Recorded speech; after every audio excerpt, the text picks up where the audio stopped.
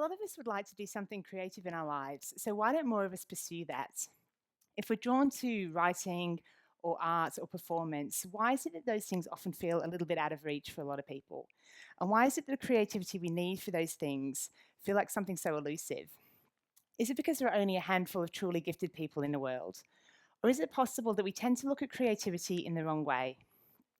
I've written 3 books in the past 3 years. They were all Australian mysteries, and 2 of them are international bestsellers, and a third one just came out this week. And oh, thank you. Pause for applause. Thank you. And running those 3 books has completely changed the way that I look at the creative process. Because I used to have quite a passive approach to it, which isn't surprising when you look at the language we use around creativity. So we talk about being visited by the muse or struck by inspiration. Or I often hear people say, I'm just not a creative person. I could never do something like that. And I used to buy into that a bit myself, but I don't anymore because writing the books has taught me that you can actually make really significant leaps towards a creative goal by using the practical skills that you already have and you probably already use in your daily lives. And that was something that made a lot of sense to me once I realized that, because in other areas of life, we do expect people to have a certain level of experience and practice before they succeed. So nobody here expects to turn up at the Olympics and just ask to have a go. And you don't ask someone to defend you in a legal trial without the appropriate qualifications. And we don't build a house without an architectural blueprint. But the expectation in creative fields seems to be that one day you should just wake up with this amazing idea, completely fully formed, and then you execute it in a passionate frenzy. And anything less than that is seen as somehow a less authentic experience. But at the same time, we hear a lot of stories about, sort of tortured, struggling artists. So obviously that approach is not working for everybody. And the reason I think it doesn't work for everybody is because it's actually really hard to channel creative energy into a completely empty space and expect something coherent to form. But if you focus on the technical aspects and you use those practical skills that you already have, you can build a framework, and that serves as a base then for your creative ideas to build on. So how do we build a framework? There are 3 things that really worked well for me, and they are motivation, time management, and mastering a technical ability. And hopefully they all sound somewhat familiar to you already. Motivation, people give up before they've even started, before they've written a word or picked up a paintbrush, because the goals that we set ourselves can often feel so overwhelming. And we worry so much about the things that are outside of our control. What will people think of it? Will I find a publisher? What will the reviews say? And we spend so much energy worrying about the things outside of our control that we underestimate the power of the things within our control. And I made this mistake myself for a lot of years, because if you'd asked me, I would have said I wanted to write a book. When in actual fact, what I really wanted was to write a book, get a publishing deal, and for it to be a bestseller. And I did get those things, actually. But of course, the only thing that was ever within my control was writing the book itself. And it wasn't until I narrowed the goalposts and I let myself just focus on that one aspect that I actually felt able for the first time to tackle it. And it was quite a freeing experience for me, because suddenly I could just write this book that I wanted to write without having to worry about what may or may not happen afterwards. So when I wrote my debut novel, The Dry, I wanted to write something that was set in Australia, because I found the landscape very interesting. And I wanted to write something with characters that I believed in and felt authentic to me. And I wanted to write something with a strong element of mystery and suspense, because those are the kind of books that I like to read. And I was able to approach it really with a kind of fearlessness, because I had realized that for me, the goal of writing a manuscript was enough in itself to make it worthwhile, the time and the effort that it required, without having to worry about what may or may not happen afterwards. Time management is obviously key for any goal, but I think particularly a creative goal can often feel like a really frivolous luxury. And with work and family commitments, it's really easy for that to slip to the bottom of the pile. And I again fell into this trap myself of thinking that one day I was going to have this big block of time open up and I would be able to focus on this task without any outside distractions. And of course that rarely happens for anybody, and it didn't happen for me either. But what I did realize along the way was that it wasn't enough just to want to do it. I had to actually make time within my existing schedule. And time management is a whole talk in itself, and you guys would all know how to manage your time and what that would look like for you. But what I would encourage you to aim for is consistency, because if you do a little bit often, you get 2 really good benefits from that. And one is that you see your project actually progressing, which can be incredibly good for motivation in itself.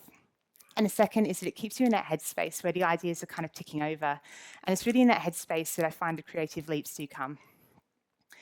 And technical ability is something that I believe actually creative skills are like every other skill, which means that they can be improved through training and practice. And I think it's misguided to think that your first attempts are going to be your best attempts, and that whatever natural talent you're born with is all you're ever going to need to get by. Because I'm sure there have been times in your own professional lives where you've had a go at something and it hasn't worked out as you wanted first time, and you've quite rightly put that down to lack of practice. But we have that same experience in a creative area, and we're very quick to write that off as lack of talent. And I think that's really overly pessimistic, and it's a real shame to underestimate your own ability to improve. And it's absolutely fine to have to work at this stuff. It's fine to have to educate yourself about the industry, listen to the experts, read the books, take the class, learn one end of a paintbrush from the other, or how to write dialogue, or whatever it is you're trying to achieve. So at least when you come to have a go yourself, you've got some basic technical skills under your belt. And when you do come to have a go, let yourself try a few different ways of working before you find a way that works for you, because there's no one size fits all for it. My own writing practice has changed quite a bit over the course of 3 books, but it still at heart comes back to those 3 things. Because whatever stage you're at, writing a book is still a big undertaking, and I still have to motivate myself to do it. And if I find myself getting overwhelmed by the level of pressure or expectation, I just make myself again narrow those goalposts, and I focus on something that I know I can achieve. So I can write half a chapter, or do a piece of research, or fix one hole in the plot. And as long as I do enough of those little things, often enough and well enough, I trust that the big picture will emerge, because I can't control what anybody else is going to think of it. All I can control is the amount of effort that I put in and the quality of the work that I put out. Time management has changed for me a bit as well. When I first wrote my debut, The Dry, I was working full-time as a journalist, which I'd done for 13 years. And so I had to write my book around my full-time job. So I used to write for an hour in the morning and an hour in the evening every day to get that creative habit that I was talking about. Now I'm a full-time author, so I can structure my days in a way that works more for me. And what actually works really well for me is mimicking that office environment really closely. So I still leave the house every day. I go to an office space and I work for a set number of hours. And I set myself short and long-term goals to keep myself on a schedule. And technical ability is something I hope to always be working on throughout my career. I plan a lot, I rewrite a lot, I do a lot of drafts. I'm constantly kind of refining the manuscript to make sure that by the time it hits the shelves, it's the best version of the story that I feel that I can tell. With my 3rd book, The Lost Man, which just came out, that was set in outback Queensland, which is very different from where I live in Melbourne. And it took a lot of research to write that book. So I spent several months researching and planning, and I did a really extensive chapter-by-chapter outline, so I knew exactly where the book was going to go from start to finish. And I did all that before I started writing it at all. And even then, even with all that planning and the preparation and the research, I still didn't get it right first time. And I still found that I had to rewrite really significant chunks of that manuscript and change some really key areas, because it's just part of the process. And it was only when I had the security of those first drafts down that I really felt able to kind of step up onto them and see a little bit further and see those creative leaps that I could make to make it that little bit better. So I do believe if you do focus on those things within your control, it's entirely reasonable that a dedicated person can get their creative project to a point where it's something that they feel happy with and they can feel proud of. And realistically, not everybody is going to get the book deal or see their artwork hung in a gallery, but it is going to happen for some people. And I know that it can feel impossible, but it is possible, and it's clearly possible, because there are bookshops full of books that actually do get published, and there's artwork of all types and tastes hanging on walls everywhere, and there's people getting ready for performances all the time. So there's people actually succeeding at this stuff every day. And if you focus on those things you can control, and you give yourself and your project the best possible chance of success, there's absolutely room to join them. Thanks very much.